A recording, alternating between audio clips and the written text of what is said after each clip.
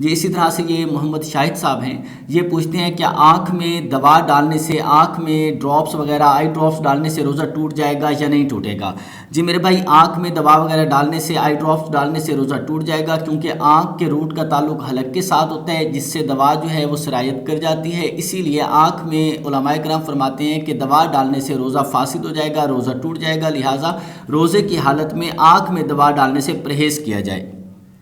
جی اسی طرح سے محمد شہباز صاحب ہیں، مظفر گڑھ سے ان کا تعلق ہے، یہ پوچھتے ہیں کیا ناک میں دوا ڈالنے سے روزہ ٹوٹ جائے گا؟ جی میرے بھائی، ناک میں دوا ڈالنے سے روزہ فاسد ہو جائے گا، روزہ ٹوٹ جائے گا، لہٰذا ناک میں روزے کی حالت میں دوا نہیں ڈالنی چاہیے۔ یہ اسی طرح سے محمد حمزہ ہیں، بہاولپور سے ان کا تعلق ہے، یہ پوچھتے ہیں کیا کان میں دوا ڈالنے سے روزہ ٹوٹ جائے گا؟ جی میرے بھائی، اس میں علماء کرام کا اختلاف ہے، جدید سائنسی تحقیق کے مطابق اور طب کے مطابق، کیونکہ اس مسئلے کا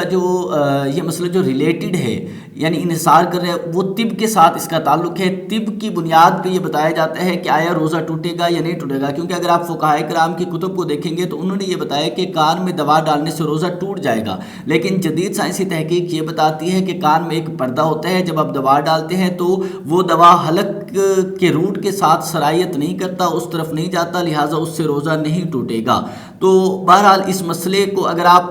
فقہا کی کتب کے مطابق، جیسے کہ پہلے فقہائے کرام نے لکھا، طب کے مطابق اس کو لینا چاہیں تو بھی درست ہے، روزہ ٹوٹ جاتا ہے، لیکن اگر جدید سائنسی تحقیق کو مد نظر رکھتے ہوئے آپ دیکھیں گے، جدید فقہ کے مطابق اگر آپ دیکھیں گے تو کان میں دوا ڈالنے سے روزہ نہیں ٹوٹتا۔ واللہ عالم بالصواب۔